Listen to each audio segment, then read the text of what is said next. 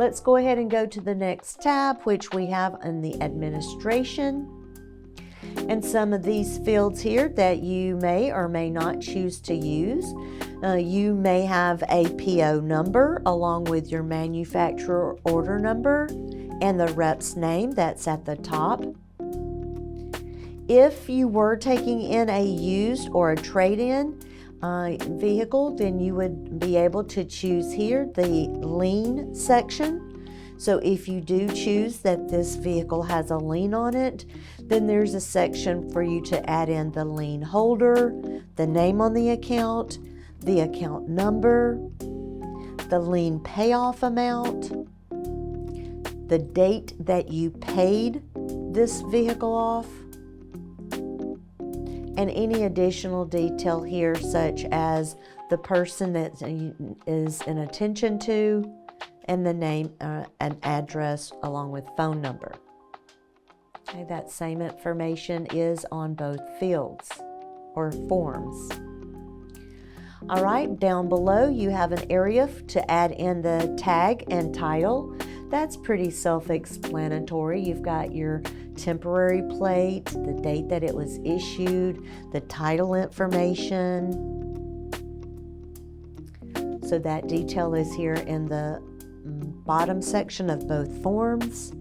And then in the upper right corner, we're going to find our floor plan information. Now the committed date can either show as the date that you've ordered or the date that you received this. That will be between you and your floor plan company to determine the committed date on your vehicles.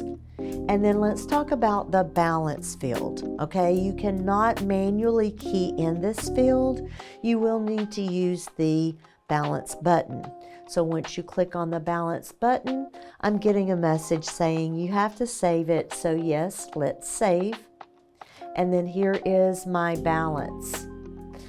So I'm going to choose starting balance. There is an option for also your curtailment or interest if you choose to add that in initially. Okay, today's date, and then the balance that I owe.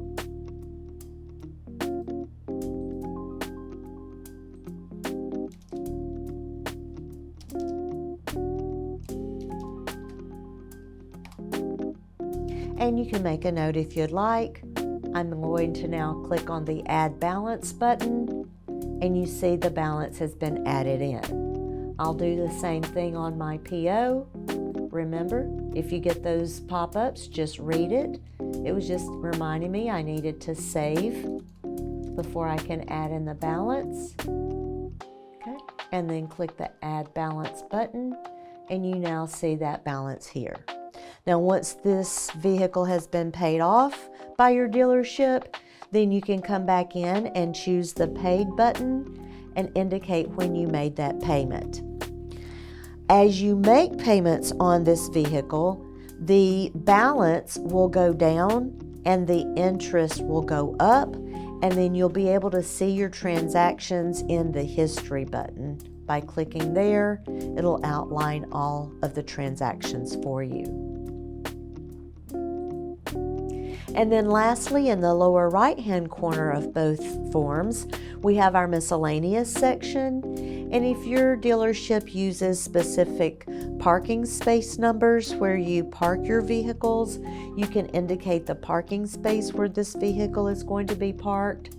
If you do rentals, there is a spot for you to mark this as a rental unit, or if it's titled, you can do so here also.